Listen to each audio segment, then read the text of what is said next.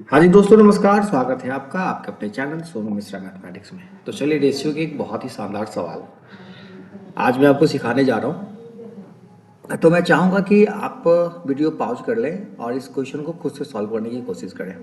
उसके बाद जो सोल्यूशन मैं आपको बताता हूँ उसको देखिएगा, ठीक है।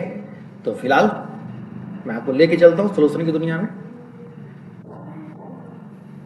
क्वेश्चन कहता है पी की आई क्यू की आई का 250% है और P का व्यय Q के व्यय का 180% है। एक लाइन और है, यदि P की आय Q के व्यय का 400% है तो P की बचत और Q की बचत का अनुपात क्या होगा। देखो, सवाल का कॉन्सेप्ट किससे है? आय और व्यय वाले से है। तो आपको पता है कि बचत से निकलता है ना, बचत। आय में से क्या करते हैं? व्यय घटा देते हैं। ऐसे सवालों को सॉल्व करने के लिए सबसे जो जरूरी की चीजें हैं वो ये है कि आपका मन बिल्कुल शांत होना चाहिए।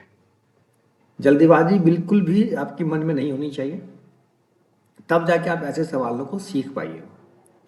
तो बचत निकालने के लिए क्या करना है? इनकम में से खर्च को घटा देना है, तो बचत निकल गया। अब आय और व्यय पे फोकस करेंगे।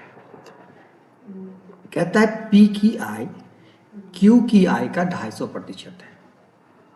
जो थोड़ा भी रेशियो समझते हैं तो 250% का मतलब होता है 5/2, 5 और 2 का मामला, ठीक है। ये 5 और 2 में 250% का रेशियो है, ठीक है। 5 जो है वो 2 का 250% है। ये पी है और ये क्यू है, ठीक है। तो ये आय का रेशियो हो गया, आय का। आप केवल इसको समझिए, आय है ना। आय का रेशियो 5:2। अगर पी 5 कमाता है तो क्यू 2 कमाता है।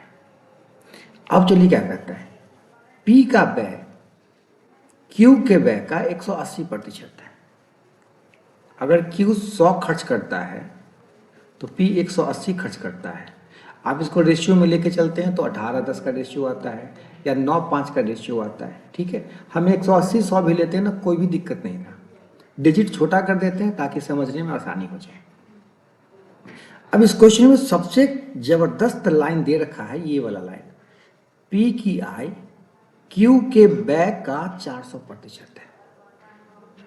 आपको तो पता है कि पी और क्यू में रेशियो 5:2 का है, आई का, और व्यय का रेशियो हो गया 9:5 का। लेकिन एक रिश्ता दिया हुआ है पी के आई का और क्यू के व्यय का, पी के आई का और क्यू के व्यय का, ठीक है। ये 400% है। 400% पी का जो इनकम है वो 400% है इसके खर्च का। तो इसका 400% बढ़ा देते हैं, ठीक है, मतलब 4 गुना कर देते हैं। तो अगर 5 इसका खर्च है तो इसका इनकम हो जाएगा 20। 400% यहीं पे मामला फिट हो जाता है। अगर ये 5 खर्च करता है तो ये 20 कमाता है।